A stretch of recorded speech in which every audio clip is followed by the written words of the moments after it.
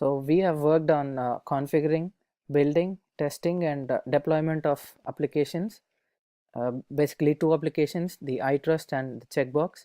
These are the respective stacks we have used.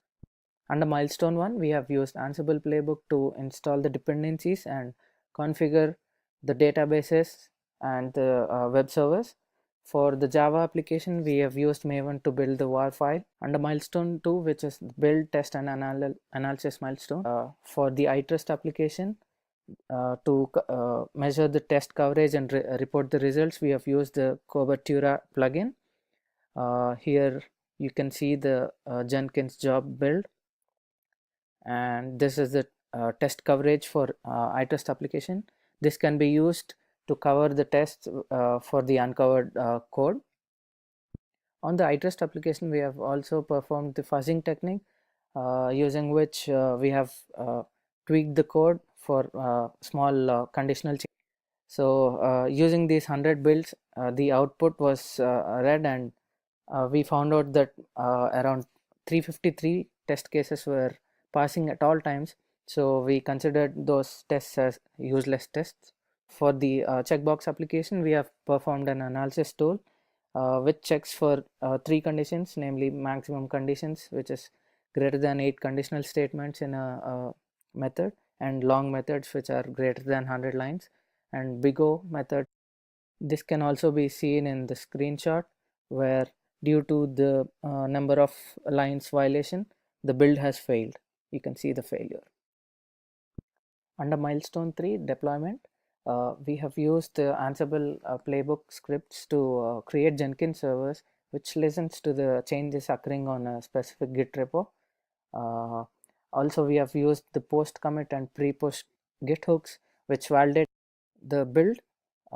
So if the build is successful, the application will be deployed on the production server. For the iTrust application, we have performed rolling updates, which is we have used a serial module in the Ansible playbook, which ensures that if one instance is being updated, the rest of the other instances are up and running.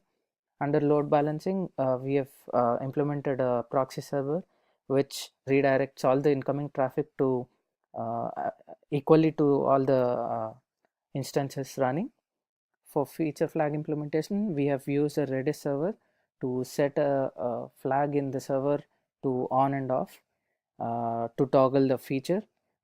Under Canary release, a new version of the application can be deployed onto a Canary server before rolling out into the production server.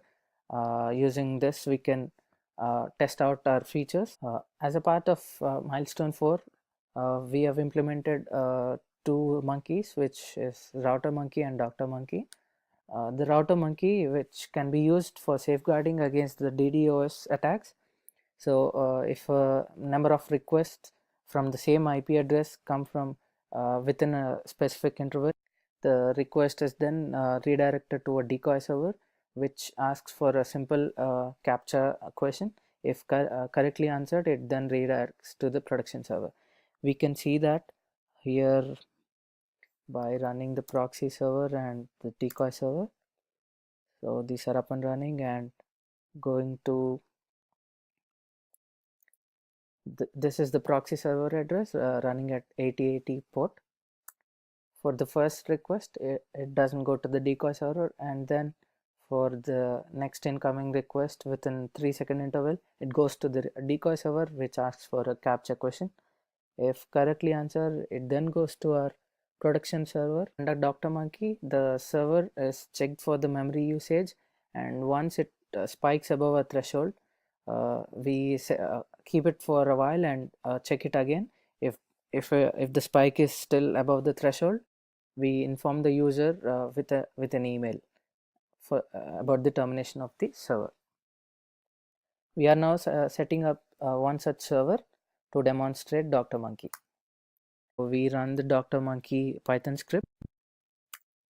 You can see that there is a spike for more than 20% memory usage, and the instance is shutting down, and an email is sent to the user. which we can see it over here with the IP address of the server.